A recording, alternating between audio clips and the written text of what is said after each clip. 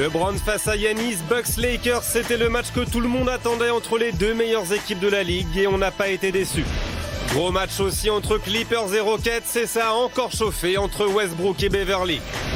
4 matchs la nuit dernière du bon Gobert, Brooklyn en voyage à San Antonio. L'occasion pour nous de s'intéresser à Spencer Dinwiddie, l'homme qui fait oublier Kyrie. Bonjour à tous et bonjour à toutes, on est ravis de vous accueillir en direct dans NBA Extra pour revenir sur les 4 matchs de la nuit dernière. Il y a eu de très belles affiches et on va s'intéresser en fin d'émission à Spencer Dinwiddie, la petite pépite des Nets. Autour de la table aujourd'hui, très grande table. Xavier Votion. Ouais, chelou ta table, il est trop milieu. Eh oui, mais c'est du design. Là, toi.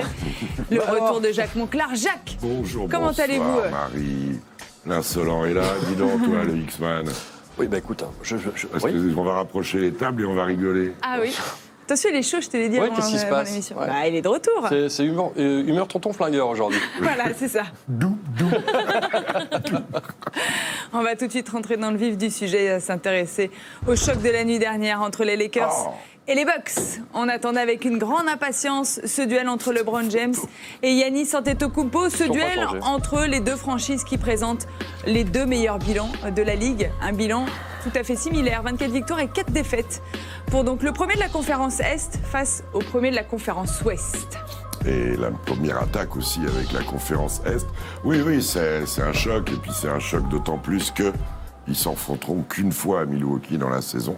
On le rappelle et oui, c'est intéressant à voir. C'est intéressant à voir même si Bledsoe n'est pas là.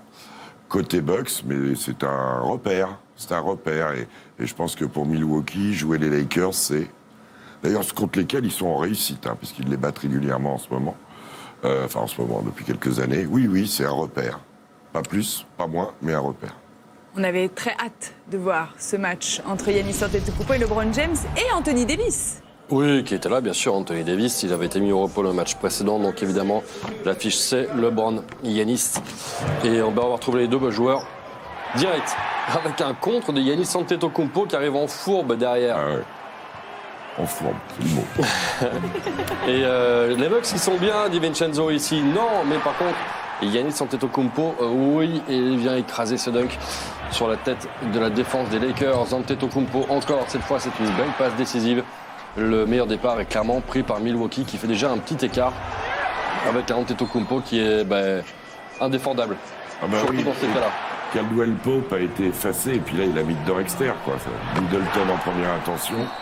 Ils font une première mi-temps, ils les mettent dans les cordes, quand même. Ils les mettent dans les cordes. Il y a eu 2 affiches hier soir. Vous allez voir que les scénarios sont plutôt, ils se ressemblent plutôt dans cette première mi-temps où clairement il y a une équipe qui prend le meilleur sur l'autre. Il faut le réveil ici un petit peu de LeBron James.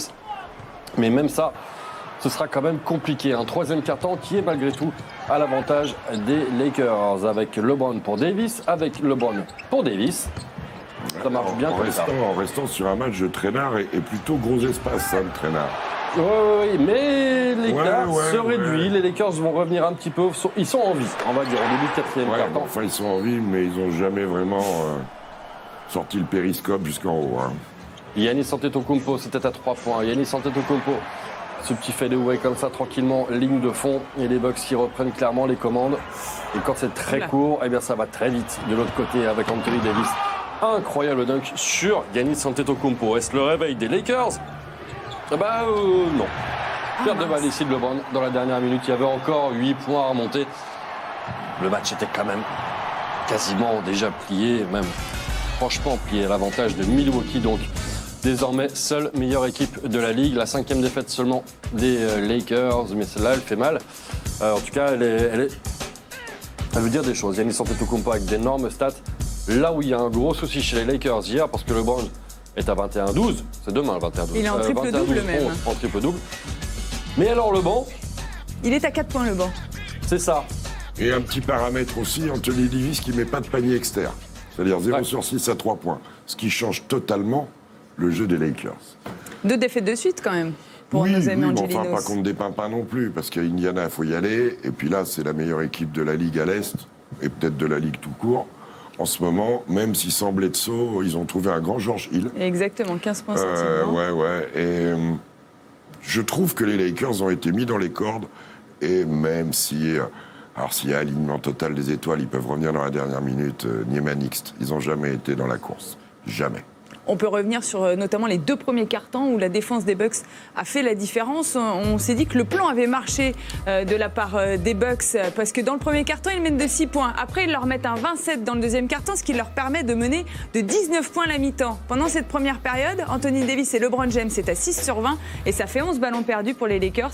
La défense des Bucks a fait la différence. Ouais, ils vont en perdre 18 sur le match, vous avez raison de le signaler, alors que les Bucks vont en perdre que 13. Non, ils les ont attendus, ils ont mis des corps contre LeBron, on le voit là, et même s'il arrive à s'en sortir de temps en temps, il s'est fait attraper. Voilà, non, c'est un vrai bon match de la part de Milwaukee, et je trouve que l'écart est un faux semblant. Est-ce que les Lakers ont été surpris par l'agressivité des Bucks ? Non, honnêtement, je pense pas. Ils devaient s'attendre à ce genre de match.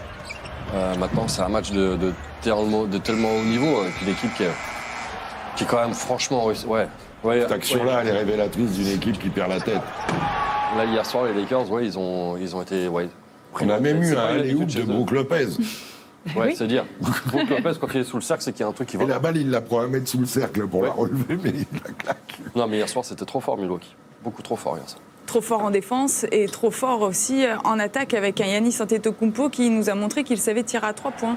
Dorénavant, 5 sur 8 pour Giannis Antetokounmpo à 3 points. Je répète une stat qui a l'air débile comme ça, parce qu'on ne parle pas du même nombre de tirs pris, même s'il en prend quand même la bagatelle de 8 hier soir, donc il va falloir commencer à respecter un petit peu Antetokounmpo à 3 points, au moins en saison régulière, on verra après s'il arrive à passer au-dessus. C'est qu'il a à 2 ou 3% près le même pourcentage de réussite qu'un certain Kawhi Leonard. Il y en a, dirons-lui, il est fort à 3 points, l'autre il est nul. Il est exact. 44% de réussite à 3 points au mois de décembre. Oui, au mois de décembre, il est remarquable. C'est un joueur qui progresse, c'est un joueur qui est en train de prendre confiance, qui maintenant sait placer ses pieds et rentrer dans ses appuis. Et puis hier, ce qui est marquant aussi, c'est qu'il en a mis 2-3 sur la truffe d'Anthony Davis. Parce que l'autre, il tendait le bras en se disant « Moi, je vais le contrôler sur le drive ». Et c'est vrai que s'il y en a un qui peut le contrôler sur le drive, c'est bien Anthony Davis. Avec Pascal Siakam, ils doivent être à peu près les seuls dans la ligue. Mais quand il a mis dedans, puis il en met un en première mi-temps, il est à 7,23, il est à 8,50, hein, et tranquille. Hein. Et même le fade-away jumper à la fin, là. Ouais, sur la gauche, il est très c'est un beau truc parce qu'il savait pas faire. il lève le bras, il arrête de trop mettre la tête en arrière, excusez-moi, mais j'aime bien ça, les détails comme ça de tenue. Il arrête de mettre la tête en arrière, il est placé. Si jamais il met dedans externe, ça va devenir compliqué. Hein. Comment on peut qualifier sa performance d'hier ? Giannisesque. Il n'y a que lui qui est capable de faire ça ? C'est ça. Oui, Oui. Davis. Ouais. Davis, oui, c'est vrai. Avec cette petite différence que Antetokounmpo est plus passeur qu'à la limite que Davis. C'est le MVP en titre, et puis on le voit à ce genre de match. Hein. Et candidat à sa propre succession, sans doute à la position numéro 1 aujourd'hui. Oui, On va l'écouter. Écoutons-le, Giannis Antetokounmpo, et on va voir aussi LeBron James qui lui tire son chapeau. I think the most important thing is try to stay humble. When you win MVP and you win 60 games, it's hard. Like, you feel like, okay, what else?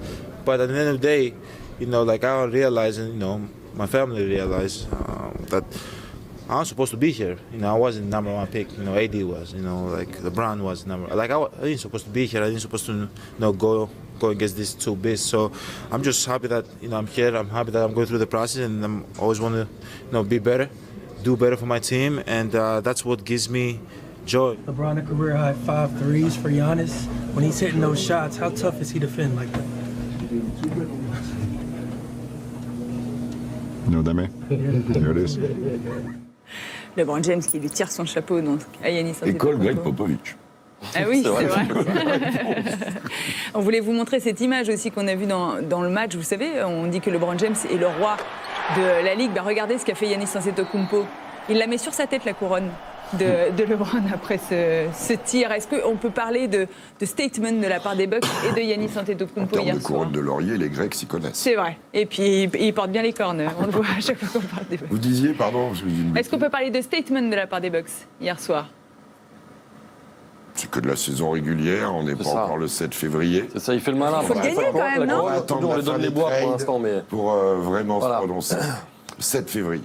Il aura la couronne quand il sera champion, Giannis. Mais Aujourd'hui, il l'a personnellement, pas. oui, pour lui. Je trouve que c'est un message terrible. Parce que comme il le dit, les deux, c'est des numéros de draft. Lui, comme Kawhi, c'est des 15. Numéro 15. C'est là où on voit qu'il y a des visionnaires quand même dans les choix. Mais voilà. Est-ce qu'on se dit pas que les Lakers manquent de quelque chose quand même? Kuzma, là. Il n'y a plus de Kuzma. Il y a moins de rotation. Danny Green a été bon.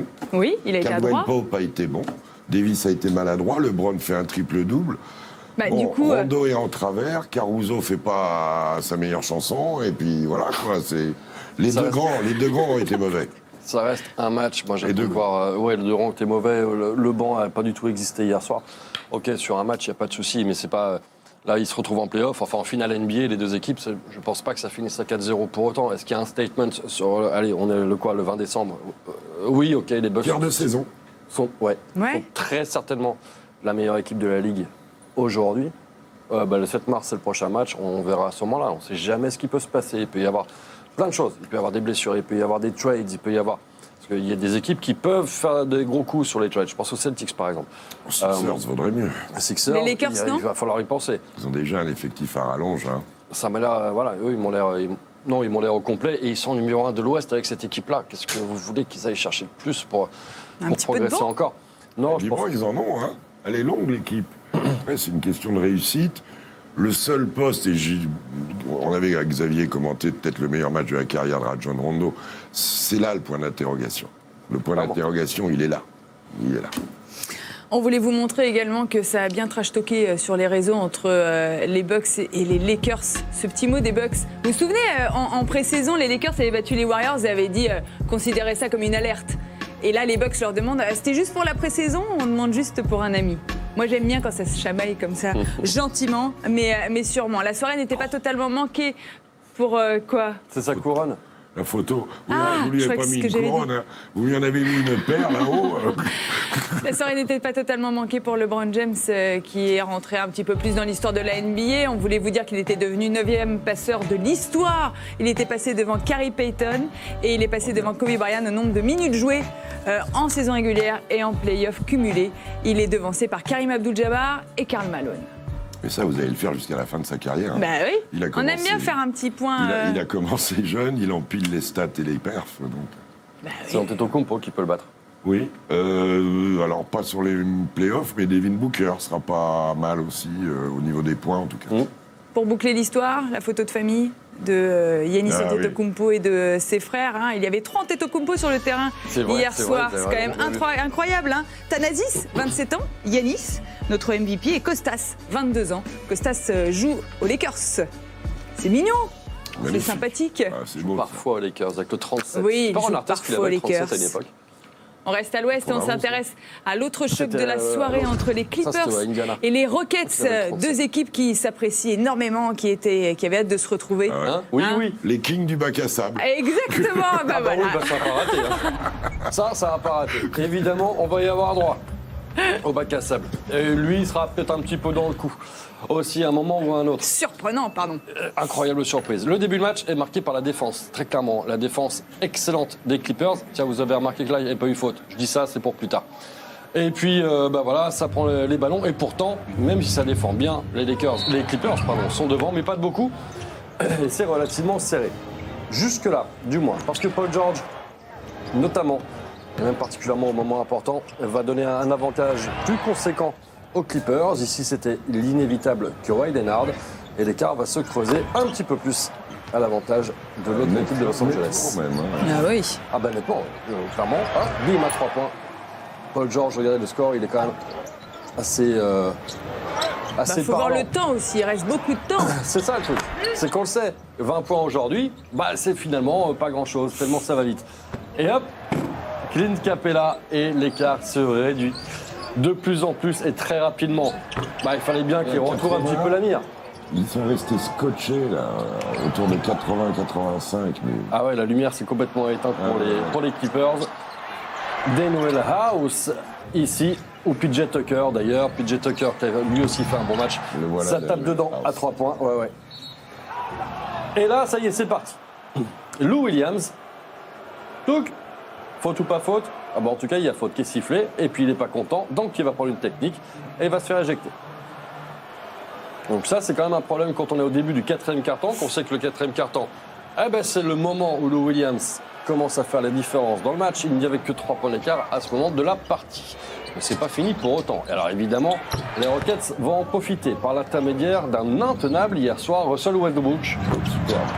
Superbe ce qu'il a fait. Et là, cette fois-ci, c'est un large avantage pour les Rockets. Il y avait plus 12 à ce moment du match. Oui, mais c'est pas fini. Cette fois-ci, la réaction va venir des Clippers. On va pas se mentir, le meilleur match hier soir, c'était celui-là. Patrick Beverley ici à 3 points. Et c'est pas encore terminé. Ce shoot incroyable qui va redonner l'avantage aux Clippers. Énorme série pour les Californiens. Et ça continue. Et là, on se dit que c'est bon.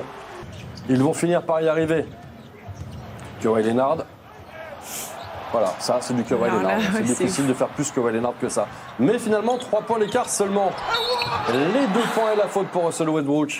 Qui a bien crié au cas où on n'ait pas compris qu'il y avait faute. Ah tiens, Patrick Beverley et PJ Tucker. Ça discute, ça discute. PJ Tucker, Patrick Beverley, va prendre sa 6e faute. Bim, une technique pour Russell Westbrook. Sortie du match également, donc, Patrick Beverley. Il lui a reconnecté les fils. Ah ouais, t'as bien vu quand il a fait ça. Et finalement, les Rockets vont prendre un avantage définitif cette fois en fin de match.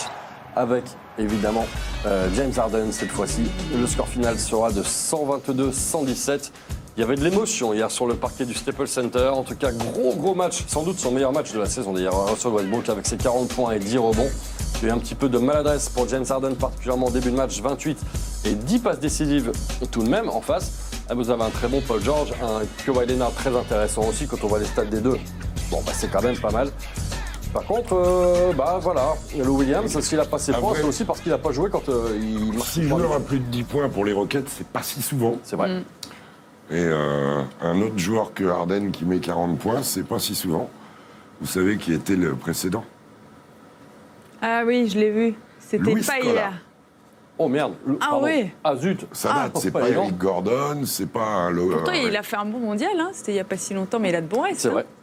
Oui, mais enfin, il y a un moment qu'il était à Houston, quand même. C'est vrai. Il jouait avec Yao Ming. 40 maintenant, c'est son âge, à ce cas-là. Oui, bon point, oui. Quel bel âge. Les Clippers restaient sur 10 victoires de suite à la maison, mais Russell Westbrook est arrivé et a signé une très belle performance. On va revenir là-dessus et sur la belle victoire des Rockets. On l'écoute. D'ailleurs, Russell Westbrook et Doc Rivers. Russell, this is not the first time you all have had to come back from a double-digit deficit. How do you continue to do it? Defensively, we got to fight, man. We got a tough team that we fight every single night and do a great job of competing on a high level and did a good job of that tonight. There were 14 different lead changes in this game. We all anticipated that it would be a tough matchup. We know what this, I don't want to call it a rivalry, but what this particular matchup is evolving into. Can you explain it for the fans at home? Go get it. We're going to compete at a high level. When you live for games like this as a competitor, come out and compete, and I look forward to it every single time. So we give so much attention to Harden, we forget the other MVP that's on their team. And you got to respect him and play him the right way. I thought we lost our discipline a lot on him tonight, especially in transition. We were jabbing at the ball in the backcourt. Once he gets in front of you, you're not catching him. At least nobody that I've seen. And I thought that happened over and over in the second half. Petite correction juste, il ne parlait pas de contre-attaque, mais de repli défensif. Voilà. Ils ont oublié Russell Westbrook à trop se focaliser sur James Harden. Ils lui ont surtout laissé prendre de la vitesse. Et à partir de ce moment-là, vous vous mettez en péril quand vous laissez de la vitesse à Russ West. Ils lui ont laissé des intervalles. Il allait plus vite que tous les Harkless, McGruder et compagnie. Voilà. Et puis cette équipe-là... dans l'agressivité comme ça, là, pour le coup, je trouve que c'est un message envoyé. Ah oui. Houston est capable de s'arracher et pas de jouer trop facile. Et par contre, de l'autre côté... C'est quand même son meilleur match de la saison, à Russell Westbrook. Même si précédemment, il en avait fait un très gros, là. Oui, mais on a été sévère avec lui. Bon, il y a de la maladresse, il y a des balles perdues, il y a des pétages de plomb, mais ça reste un mec... Et aux Clips, le banc qui était prolifique, un peu à l'image des Lakers, a pas été bon hier. A pas été bon. Et la leçon de ça, c'est que ça s'est coupé en deux. Paul George, Kawhi, Montrezl, et après un peu le désert, Beverly un tout petit peu. C'est le manque de discipline, comme le dit Doc Puis Rivers. surtout, il manque Sweet Lou. Sans Sweet Lou, ils descendent d'un cran. Lou Williams, pardon. Oui, bien sûr. C'est le bac à sable. À cause de quoi il n'était pas là, Lou Williams? À cause du bac à sable, parce que quand même, Xavier, on a une vraie rivalité là, hier soir. Il n'y a pas de rivalité en NBA, Si, là, il y en a une. Entre les Clippers et les Rockets. Oui. Depuis Chris Paul, oui, évidemment qu'il y a une attention, une atmosphère très particulière avec évidemment Patrick Beverley, qui je rappelle vient de Houston. Et puis Beverley et Russell Westbrook, ça date à l'époque où Westbrook était à OKC. Mais c'est exactement, moi, cette série, je l'avais en play-off. Hein. Qui ne l'avait pas en play-off? Demi-finale de conf, il nous faut ça. Ah, bah évidemment. Vous donner un petit coup de fil. À qui? Adam? À Adam? À Adam. À Adam? Je vais appeler On en Adam. parlera en janvier quand il va bien. Ah ouais, très bien. Oui, on prendra un petit thé. Vous avez vu qu'il y aura encore un petit Clippers Houston, quand même. Ce sera au mois de mars aussi, un petit mois de mars prolifique pour les franchises NBA. Plus globalement, vous voulez revenir sur ces Rockets qui sont en train de se construire, certes, qui sont en train de réussir une bonne semaine, mais qui sont quand même à réaction. On avait eu ce match face aux Spurs où ils étaient menés de 25 points, qu'ils ont remporté de 2 points, et là, ils ont compté jusqu'à moins 17 points, 122 à 117. C'est pas un peu dangereux, ce jeu? Si. Mais... Oui, c'est compliqué. C'est la saison régulière aussi. Il y a de la réaction, c'est bien. Moi, je suis plus embêté pour leurs adversaires. En fait, si vous voulez, déjà les Spurs, un coup, ils l'avaient fait d'avoir plus 25. Cette fois-ci, ils n'étaient pas revenus. Moi, je suis plus embêté pour les Clippers. C'est pas la première fois qu'on les voit vraiment galérer contre les gros, et particulièrement contre les Rockets. Donc c'est bien, les Rockets sont là. Ils sont là à peu près là où on les attendait. En tout cas, dans les gros matchs, ils répondent présents, et ça, c'est ce qu'on attend d'eux. Moi, je suis plus embêté de voir les Clippers qui perdent quand même des matchs qui peuvent être contre des grosses équipes, des matchs importants. Il faut pas je suis plus embêté par les Clippers plutôt que convaincu par les Rockets. Il ne faut pas que les Clippers aient une équipe coupée en deux, Paul George et Kawhi d'un côté, et les autres qui les regardent. Ça, c'est le danger. Après, en ce qui concerne Houston, avec eux, il y a quand même un truc, c'est que 25 points, c'est 8 grosses possessions. Ça va tellement vite. Ils shootent tellement à 3 points. Que quand ça tombe dedans, c'est la défense qui doit réagir. À la limite, j'ai envie de leur dire aux adversaires, en dernière solution, faites des fautes, ils mettront que 2 lancers. Oui.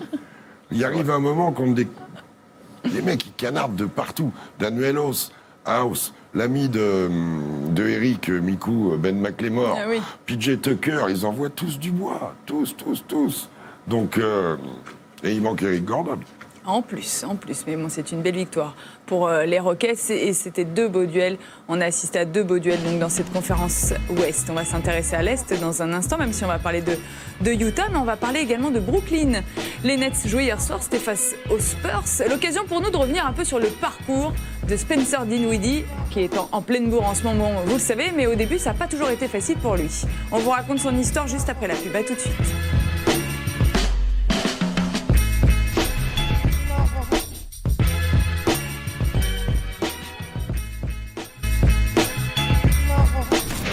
On est toujours en direct dans NBA Extra sur beIN avec Jacques et Xavier. On va revenir sur les 2 dernières affiches de la soirée après avoir parlé de la victoire des Bucks et des Rockets. Mais avant ça, on voulait vous revenir sur le coup dur qui frappe les Raptors en ce moment, qui frappe même les finalistes 2019, parce que les Warriors, l'infirmerie, on la connaît. Mais alors regardez maintenant celle des dinosaures.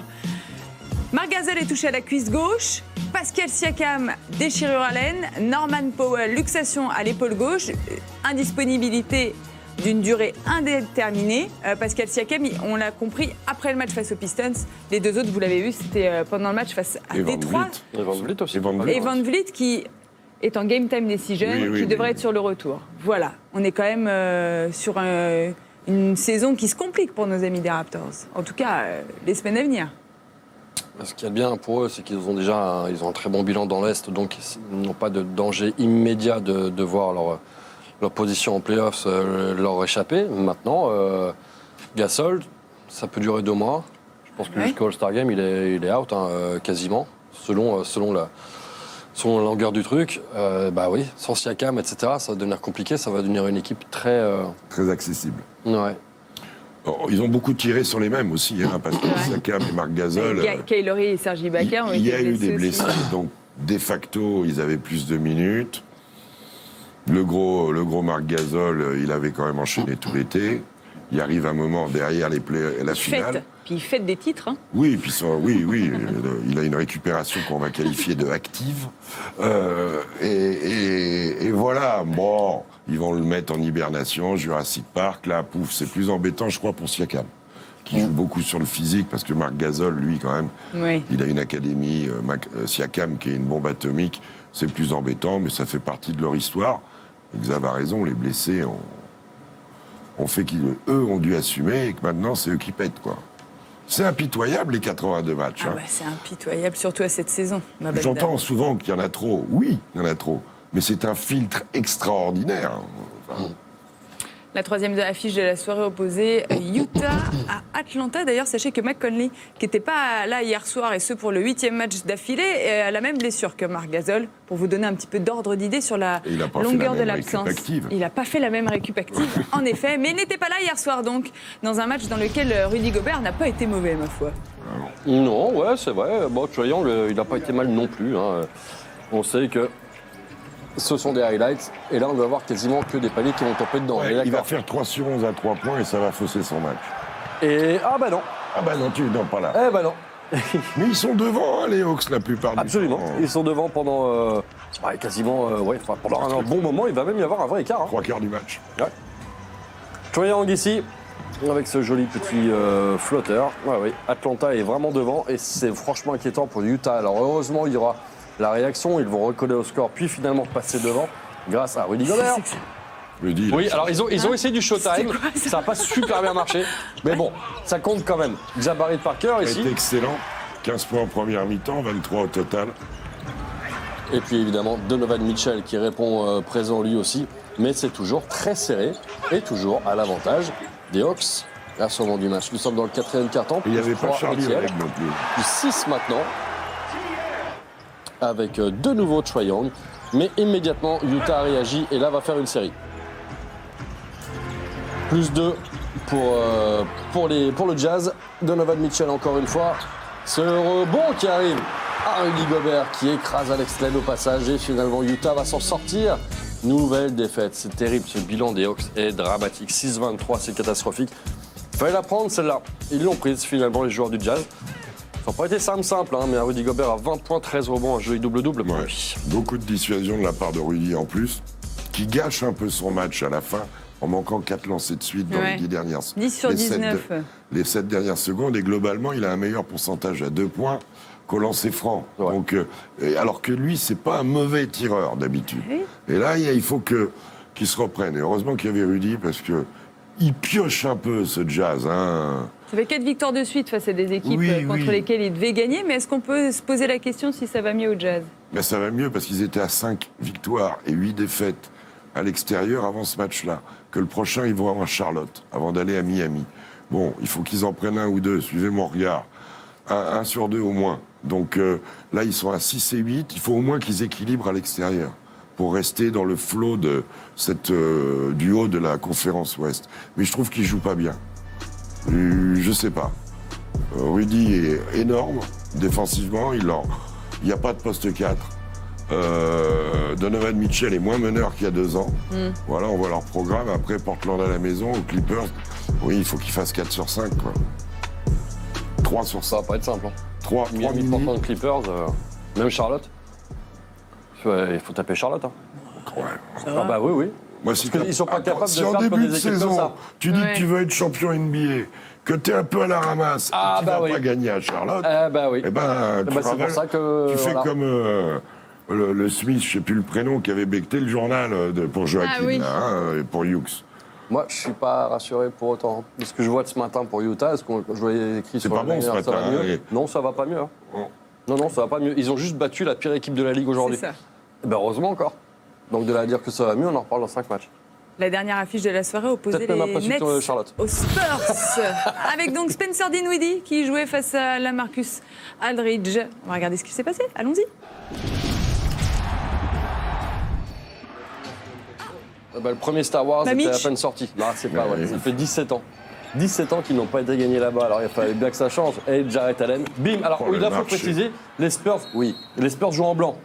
parce que c'est pas facile. C'est vrai que là, c'est pas facile. Et vu que ça change de maillot tout le temps en ce moment, c'est pas simple. Mais quand on voit Spencer Dinwiddie, on le reconnaît vite. Et on voit tout son talent ici. Et New Jersey, Brooklyn est largement devant. Ben oui, à l'époque où ils avaient battu les Spurs, c'était New Jersey. C'était il y a bien longtemps. 80-73, et quand Patty Mills commence à se chauffer, ça devient beaucoup plus compliqué. Il a pris feu. Patty a pris feu, littéralement. L'Australopithèque. Une grosse série vas-y imposée tout seul, par San Antonio. Voilà. Derrick White ici, qui va jusqu'au bout. La bonne passe de Jarrett Allen pour Spencer Dinwiddie, parce que le match n'est pas terminé. Certes, il y a eu la grosse série pour San Antonio, qui a repris les commandes. Mais bon, encore faut-il terminer tout ça. Et Patty Mills va se charger de tout. C'est beau, une fois, deux fois. Et là, c'est plié. San Antonio va s'imposer. Ça n'aura pas été simple. Ils auront fait la plupart du match derrière. Mais victoire, et c'est bien ça le plus important pour San Antonio, qui se rapproche petit à petit du top 8 de la conférence Ouest. Et Brooklyn, toujours avec ce bilan certes positif, et toujours très limité. Par contre, Timothée Luwawu, certes n'a pas mis dedans hier, mais a encore joué 22 minutes. Ouais. Il est vraiment c'est bien dommage qu'il n'ait pas mis dedans quand même. Hein. Ouais, il a vraiment dommage. la rotation. Ouais, mais même si hier, il passe à travers. C'est bien. Ouais, c'est bien. Spencer Dinwiddie n'a pas suffi hier soir. Non, un peu seul. Jarrett Allen qui s'est montré un peu, mais un peu seul. Spencer Dinwiddie, c'est une équipe qui est fragile. Hein. Joe Harris a besoin de confiance, a besoin de panier. Mais ils ont mené tellement... ils étaient dans le coton, ils menaient de 10, 12. Et puis, les Spurs ont trouvé des solutions par Patty Mills. Il y a eu des passages physiques. À la fin, pour sceller le match, c'est la Marcus Aldridge qui s'en charge. Jakob Poeltl a fait du Jakob. Voilà, non, mais Dinwiddie a été fort hier, 41 points. C'est quand même pas mal. 14 sur 29, 4 sur 11, certes, à 3 points, mais Spencer Dinwiddie trop seul hier soir pour les Nets. Des Nets qui, mine de rien, ont un peu de mal à voyager. Hein. Ouais, c'est une équipe qui est capable de faire des coups, de faire quelques résultats, mais c'est vrai qu'en ce moment, c'est un peu compliqué. Honnêtement, ils sont... c'est du diesel, quoi. Ça joue pas très bien en plus. Ils ont Caris Levert absent. Ouais. Bon, mais ils ont un monde d'absence. Ils ont beaucoup de blessés. Comme l'année dernière. Les années se suivent et se ressemblent un peu pour les Nets. Mais vous le savez, Spencer Dinwiddie sort son épingle du jeu. Il a été élu joueur de la semaine. Il multiplie les cartons. Il est le meilleur marqueur régulièrement de son équipe. Et surtout, il est décisif. Du coup, on avait envie de revenir sur son histoire, sur son parcours, parce que tout le monde ne connaît pas l'histoire de Spencer Dinwiddie, qui n'a pas connu des débuts très faciles. Le sujet est signé Florian Michel. If you having girl problems, I feel bad for you, son. I got 99 problems, but a ain't one. Spencer Dinwiddie, Mr. Clutch. Dinwiddie puts it down.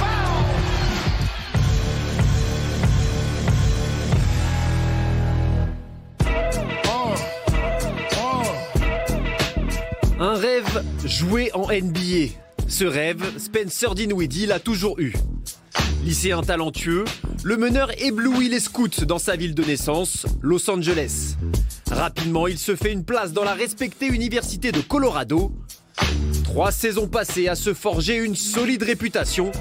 Et puis, le destin s'en mêle. Le 12 janvier 2014, le meneur s'écroule face aux Huskies de Washington. Rupture des ligaments croisés. 6 mois avant la draft, la cote de Dinwiddie en prend un sacré coup. Il échoue à la 38e place de la draft 2014. The Detroit Pistons select Spencer Dinwiddie, University of Colorado. I love that pick. Whoever drafted me is going to have faith in me, not just as a basketball player, but as a person. For them to do that, coming off their injury, that's going to be a very big deal to me, and it's going to make me want to give my heart and soul to that team. La suite, c'est celle de beaucoup de joueurs draftés bas, peu de temps de jeu, des allers-retours en G-League, 2 saisons avec les Pistons et leur équipe affiliée en Ligue mineure, les Grand Rapids Drive, avant d'être échangés et coupés par Chicago. Dinwiddie, long pass to the other end, beautifully executed. Spencer Dinwiddie was really forced to fight for his career. So he was actually playing in the G League, not as a two-way guy or an affiliated guy. He was playing in the G League, trying to make it.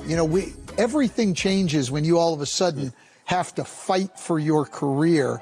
And I think he's kept that chip on his shoulder now. I think it has served him well. Les Nets sont alors le nez creux. En 2016, ils vont chercher le meneur en G-League. Depuis, il ne fait que progresser sous le maillot de Brooklyn jusqu'à atteindre les 21 points de moyenne cette saison. Dinwiddie, 8 seconds, fires! Oh, Spencer Dinwiddie delivers a three! Clutch, pas forcément flashy, mais super efficace. C'est avec les blessures des stars comme D'Angelo Russell ou plus récemment Kyrie Irving que Dinwiddie s'est le plus illustré. Spencer Dinwiddie, splash! When and if Kyrie comes back, he's gonna come back. You remember Spencer was a substitute. Karis LeVert's gonna come back. Now, do you bring him off the bench? Or do you keep him in the lineup? Because he's played just as well and their records is just as good, in my opinion, as it would be, if not better, than if Kyrie Irving was playing. Dinwiddie, the crossover, the layup is good! Nets back in front! Brooklyn gagne sans Irving et avec Dinwiddie. Aujourd'hui, les Nets ont un problème de riche avec 2 excellents joueurs au poste de meneur. En attendant les débuts de Kevin Durant l'an prochain, les Nets savent qu'ils peuvent compter sur Spencer Dinwiddie. Brooklyn, c'est chez lui, il vient de loin et il n'est pas prêt de s'arrêter.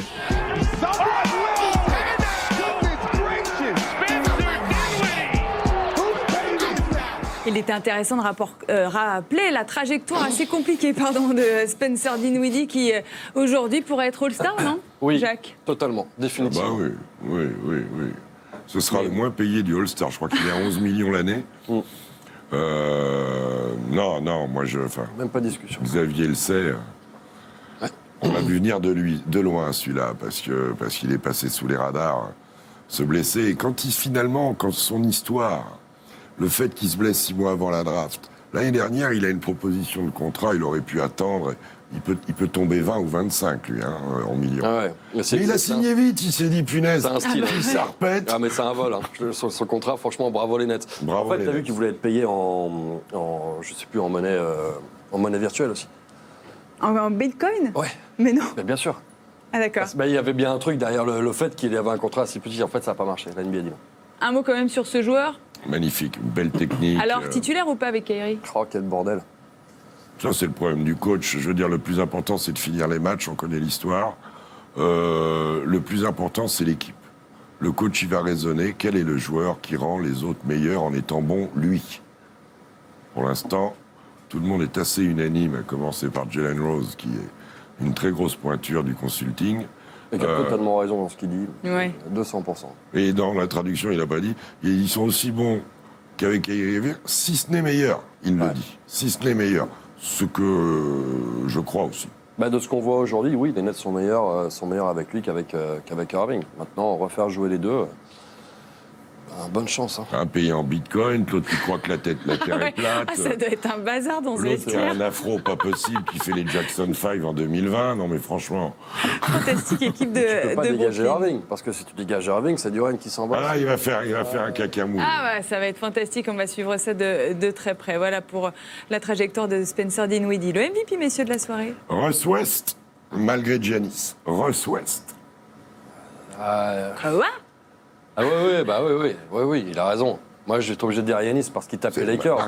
Mais les autres, ils tapent les Clippers. 5 sur 8 à 3 points. Donc, je m'en fiche. C'est quoi les Bucks à la maison qui tapent les Lakers? C'est pas mal quand même. Ils sont à égalité, je crois, avant le match, en victoire-défaite. Houston qui va taper les Clippers chez eux. La perf est quand même d'importance.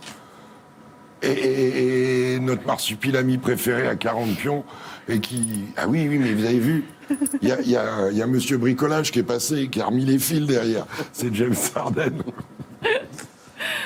Tu valides Russell Westbrook ou Giannis Antetokounmpo? Allez, vite. Pour la performance, pour Russell Westbrook, clairement. Non, tant pis.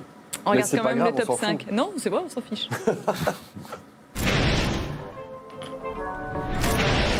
To a 16-2. Everything against Houston. But you don't want to put yourself in a position where they have right here tonight. It's Jared Allen. I put it glow on the wrist.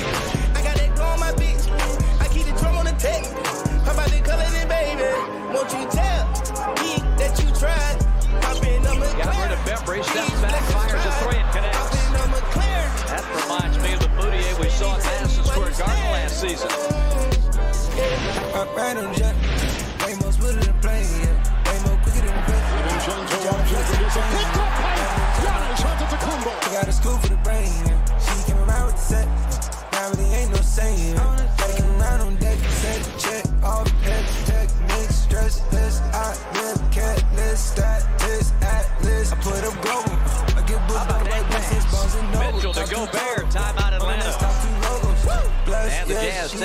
text, max, right on my top 10. See you frequent in a place I done been. You come decent, then you leave looking good. Got wet, we can do. Stop on the jet. Sledgehammer at the other end, now racing up to the Cougar.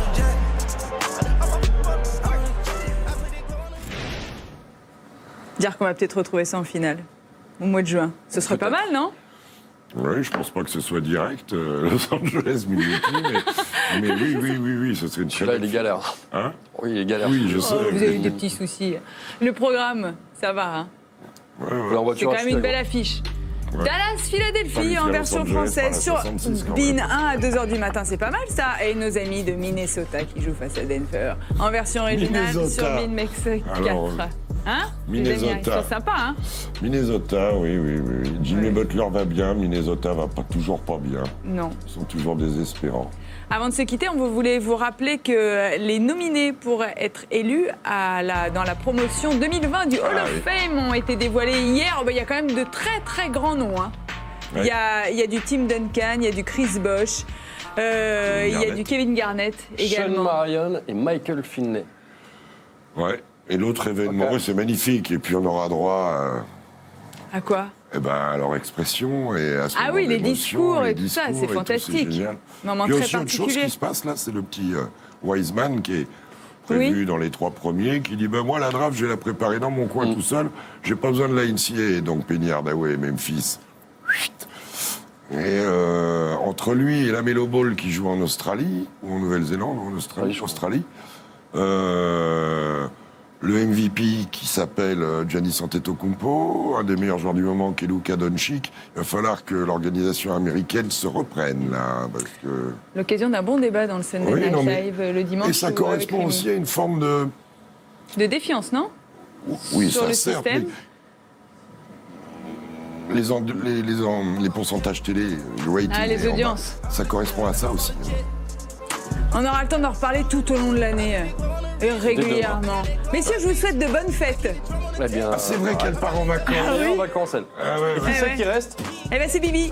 C'est le X-Man. Voilà, bravo. C'est le X-Man. Je vous souhaite de bonnes fêtes, Jacques. Merci. Moi, je peux dire bon anniversaire à ma maman. Bah oui. Mais pourquoi vous ne l'avez pas dit avant? On vous embrasse, on l'embrasse. Ouais. On l'embrasse très fort. On lui souhaite aussi de bonnes fêtes Xavier. Bonne fête à tous. Bonne fête à l'équipe d'NBA Extra, bien entendu, qui est avec nous tous les matins. Portez-vous bien. Passez un bon Noël avec nos amis qui seront dans le canapé. Et moi, je serai devant la télé. Ce sera fantastique. Dès demain. Ah non, moi, je suis pas là demain. Mais toi, t'es là. Bon, bref. Oui. Et rendez-vous, bien sûr, demain pour NBA Extra avec Rémi. Bonne journée à tous. Bonne fête. À très vite. I get booked on right books since Barnes and Noble. Top 2 total. On the next top 2 logos. Bless, yeah, she text Max right on my top 10. See you frequent in a place I done been. You come decent, then you leave looking bent. Got weight, we can dip. Fuck a cap, stop on a jet.